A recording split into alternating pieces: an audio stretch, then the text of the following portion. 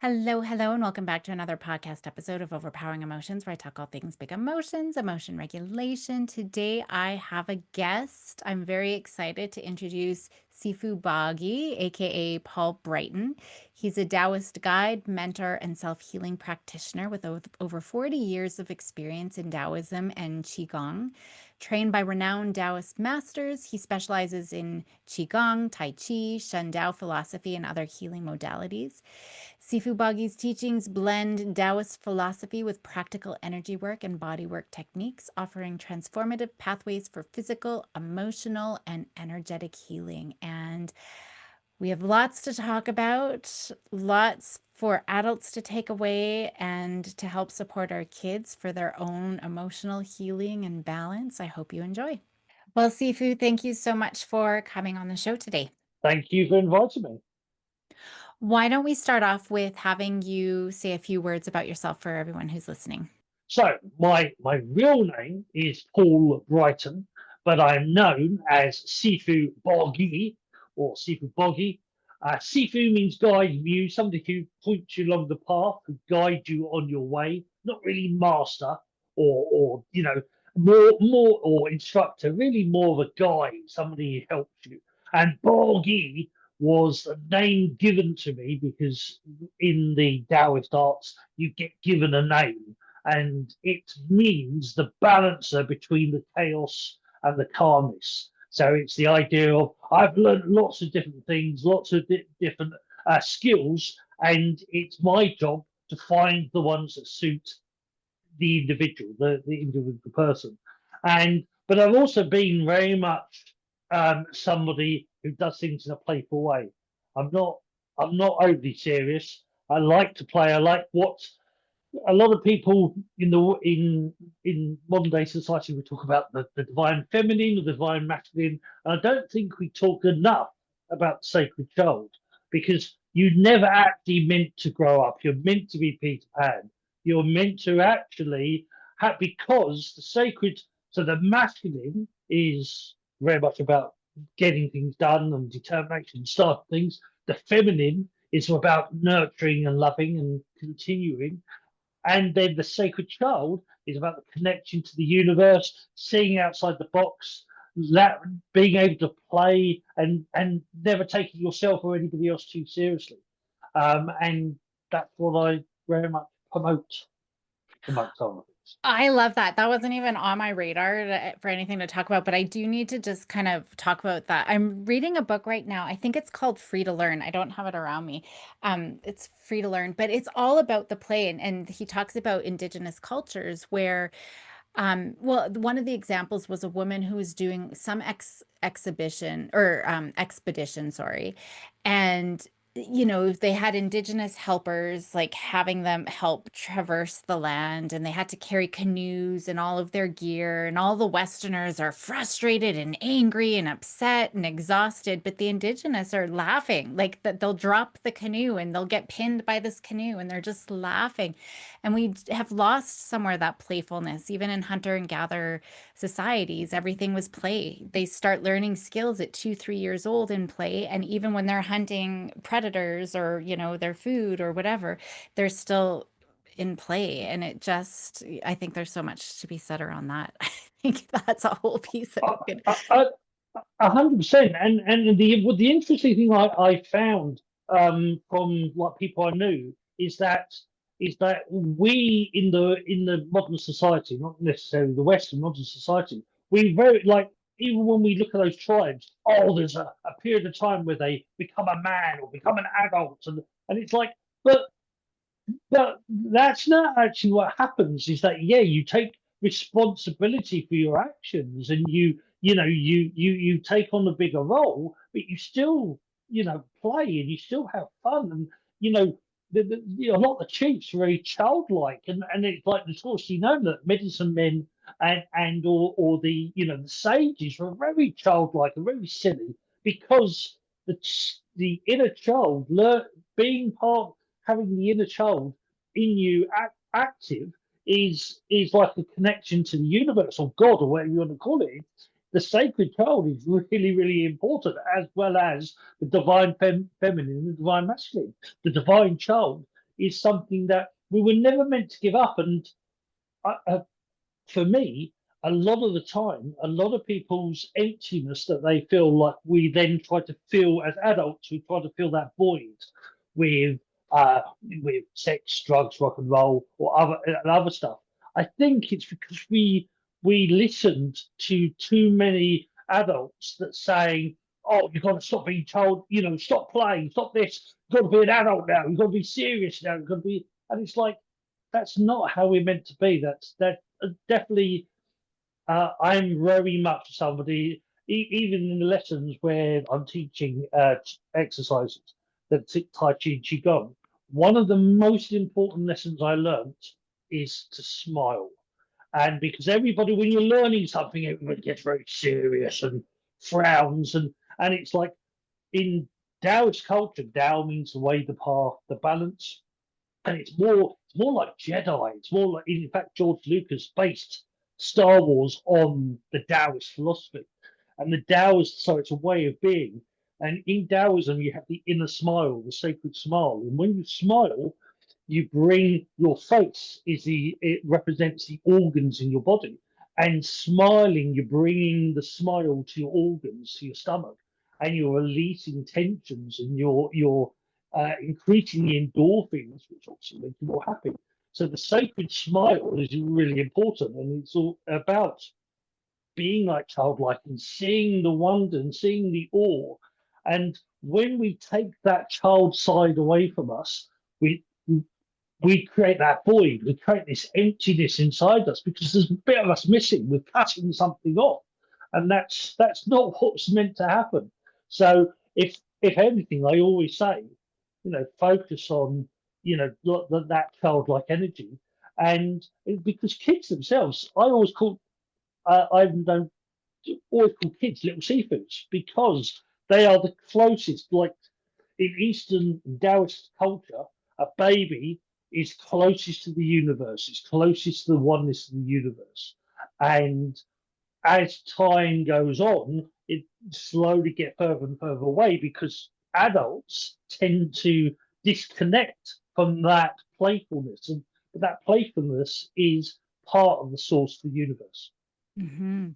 I had the opportunity to meet the Dalai Lama. I don't know if you've ever met him or seen him, but he is just like a big kid. He's giggling all the time, and he like I just love him so much, and that's part of the reason why.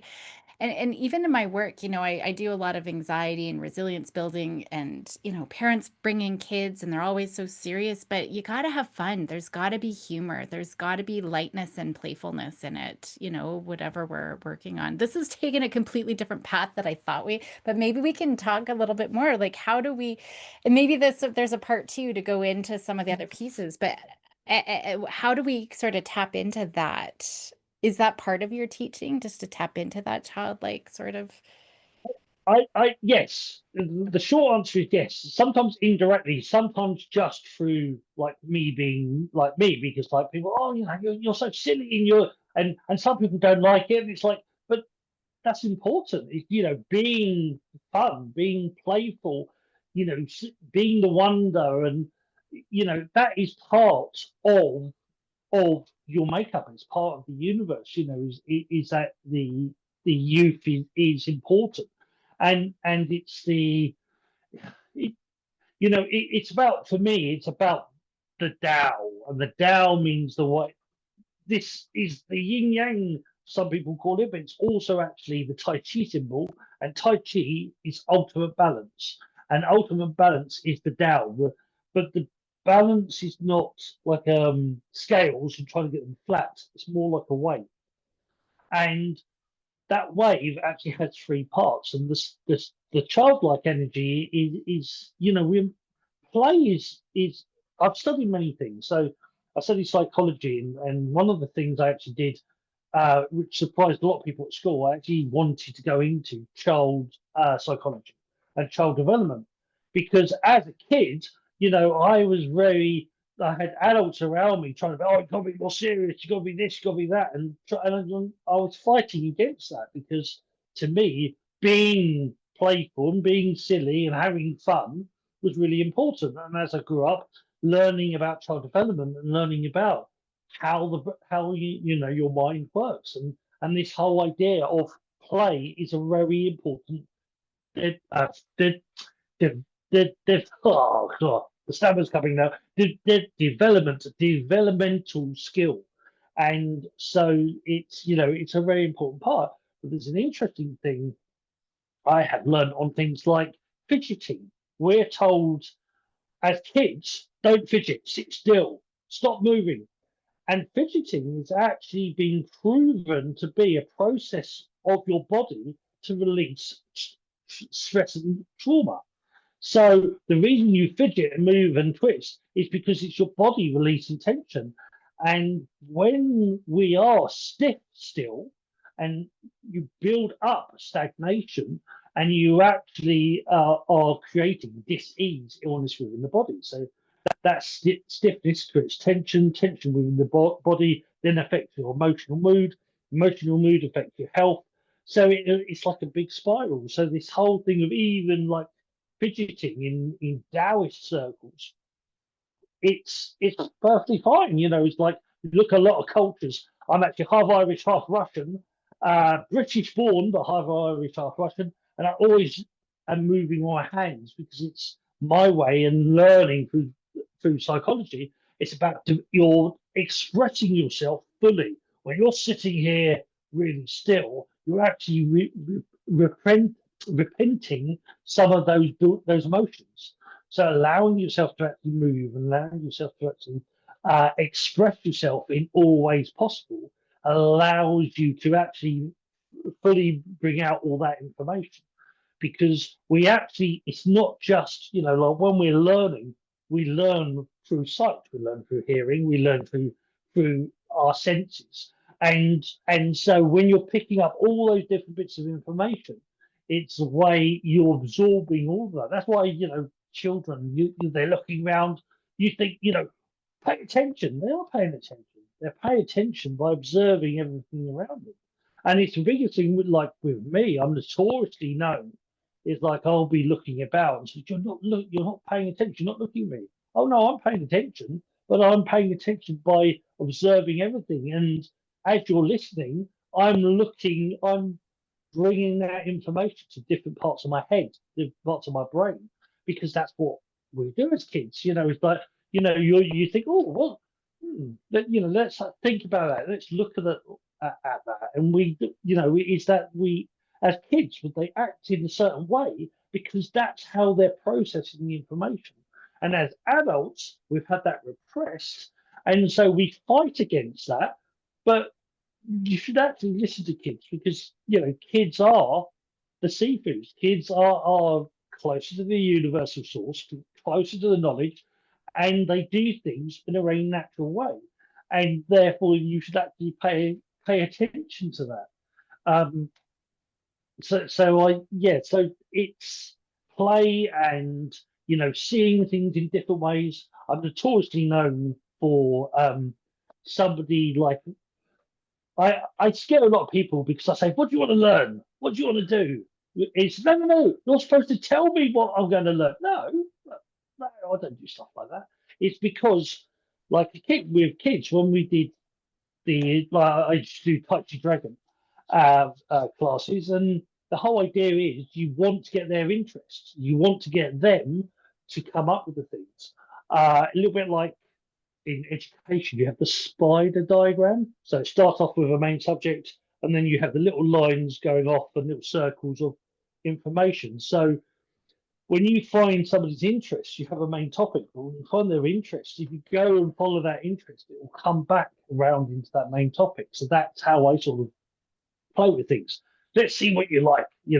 Let's see. Do you like this exercise? Do you like that exercise? Boom. All right. So let's go this way. Let's follow this. And when you make it more of a journey, when you make it more of an exploration rather than a set routine, people tend to actually enjoy it more. Absolutely. Yeah, absolutely. And I'm on this whole kick right now just with schools, but that's a different topic. One of the things that looks like we both kind of talk about is just our inner wisdom to heal. And that's something I often tell when I do my workshops is kids, I mean adults certainly, but kids too have this inner wisdom to heal. So just wondering, if we could talk a little bit more about that and how we can guide whether it's children or even adults just to kind of use that power that they have within themselves. I, I find it very interesting on the biggest one of the biggest ways to help children, especially, but anybody with to heal like through trauma is to get them to actually play, is to get them to actually interact with you on a certain thing and actually play with you. And when they're playing, this unconscious will let things slip or things will come out. If you ask direct questions, and like anybody, if you ask direct questions, it, it puts them on the back. Oh, I've been attacked. I mean, this information's coming at me, and they'll avoid the answer. But if you go around the houses and you play and you bring it up indirectly, you'll find different things out. And with the exercises I do, so with qigong, qigong is like the grandfather. Like a lot of people have heard of Tai Chi, and Tai Chi is like Luke Skywalker, and qigong is like Yoda. It's the big wise one. And with Qigong, there's lots of different exercises to do lots of different things.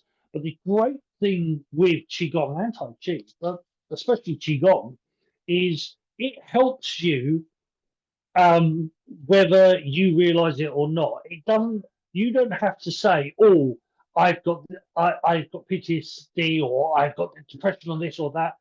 The Qigong exercises, as you move through the body, in the Eastern understanding that the different organs store different emotions. So negative wise, so the kidneys and bladder stores fear and worry. The heart stores anger.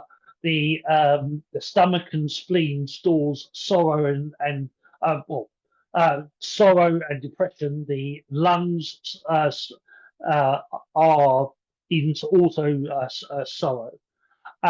So different organs store different energies, store different the negative energies, the chart. So when we do exercises that work on those different organs, you're helping release the toxins from that part of the body. And the whole movement itself, as we work through the body, we're actually self-massaging. That's the biggest thing I always say with Tai Chi and Qigong is that Qigong is a self massage. And naturally, when you massage somebody, you give somebody a hug, you release endorphins, and it starts to clear some of those toxins out, makes them feel better. So as they're doing the exercises, it's actually going to help them clear those toxins. So this whole idea of doing it, incorporating play or doing it as a playful thing. And the biggest thing I teach with the Qigong is that breath and movement work together because qigong means uh, breath work or energy exercise with breath. So as I breathe in, I expand, and breathe out, I contract. So breathe in, I pull back, and breathe out, I go forward. And you make that sort of this movement, which then becomes like play or dance, and you allow somebody to express themselves and go into what's called spontaneous qigong, which is you spontaneously move, and you allow somebody to play with that. You start to that helps release the toxins in the body from the emotional state, emotional mind, and they will actually start expressing stuff through physical movements, which could then lead to them expressing it verbally.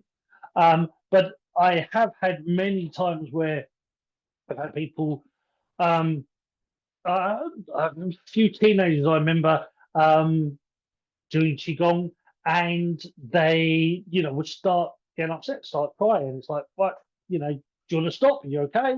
And it's like, and I know well, they want to keep going, and it helps release those emotional traumas and toxins. Now, as a kid myself, I started at 11 years old going into 12. It was about 2 months from my 12th birthday, I started doing Qigong. And as a kid, my mum and dad got divorced when I was, well, they split up when I was 6. They got divorced when I was 9. Uh, I wouldn't know until much later, but I actually had a slight touch of autism and dyslexic. Like I said, I wouldn't actually know until I was in my 30s, but I was always considered weird and different as a kid, which led to um, with my mum and dad splitting up as well, getting bullied at school, led to a lot of depression. And in my teenage years, from about 12 to 15, I definitely tried to commit suicide because I was very much into this trauma stuff. Very inwardly suffering. And it was actually through the qigong and the exercises that I actually got to express this and release it and let it go. And for me, myself, I actually found that doing the exercises were very good at releasing trauma and very good at allowing me to express myself in ways that weren't harmful. Which is amazing. And so for parents who are or even just adults who are interested in this themselves, where would you say where could they start? What would the first step be on this journey? I I think so. So the biggest thing with qigong is that a lot of the exercises are very simple, very basic. And so, like a simple thing like standing up and just like turning your waist from side to side, allowing your arms to flop and just twisting the body. Now, this simple exercise is called twist away to willow tree qigong. Well, slightly do it from here. So just from the side body. So I'm just literally turning the weight from side to side and allowing the arms to flop. Now, what this does, it works on the spine, it works on the muscles in the shoulders and the arms, and it can help release tension.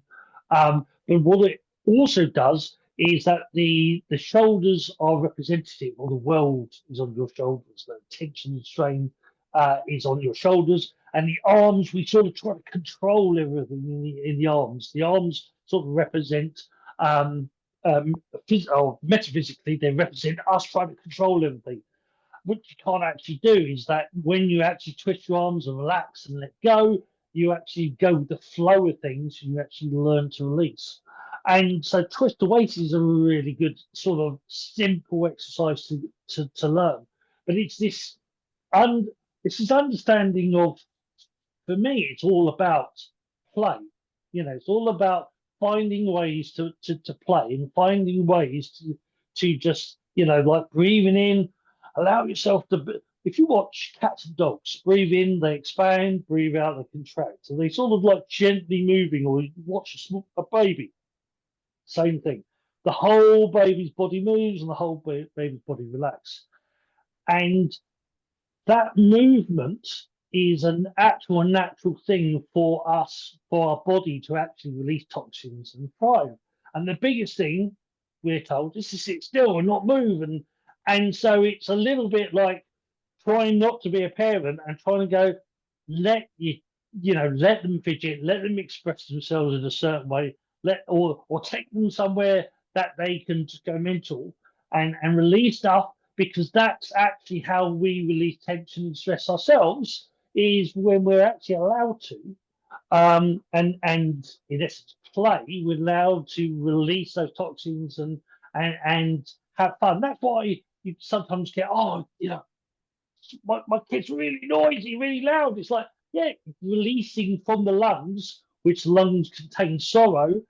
They're releasing those toxins. They're letting out whatever's building up inside them. So actually allowing them to have those wild moments that is a form of qigong. Is to allow them to use that energy and express it and release it. Actually helps them release those trauma and tension. In obviously there's in psychology of the primal scream, the whole idea of shouting your lungs and releasing the traumas.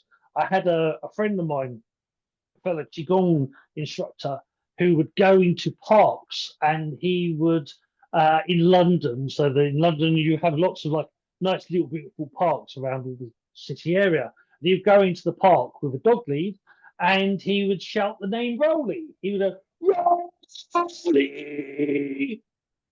calling for this dog he doesn't have. And so it looked like, to everybody else, oh, he's just randomly calling his dog's name. He's lost his dog. But for him, it was releasing that tension, and so it's it's a sort of, where's that come from? But it's an idea of finding a way to get the kids to play, to allow them to play, to allow them to be who they are. And that's really important. We see this in the mammal kingdom too, where, there's like a baby zebra or something that's in the mouth of a predator, but somehow gets away. 5 minutes later, they're playing. They're not sitting and crying and worrying about looking over their shoulder. I mean, they're there playing and they're literally like running off and playing off the potential trauma. I know with my puppy, we've got a puppy who is very anxious, but when she gets anxious, something scares her.